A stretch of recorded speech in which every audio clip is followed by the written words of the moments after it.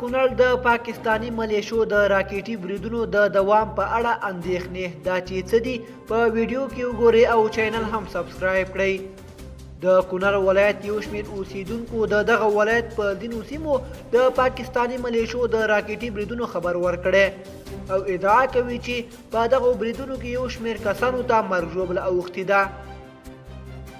د کونړ ولایت یو اوسیدونکي د نوم نه ښودلو په شرط نن پنجشنبه فبروري 18 امریکا غږ ته وویل چې دغه راکېټونه د سرکان ولسوالۍ په ځینو سیمو کې لګېدلي دي.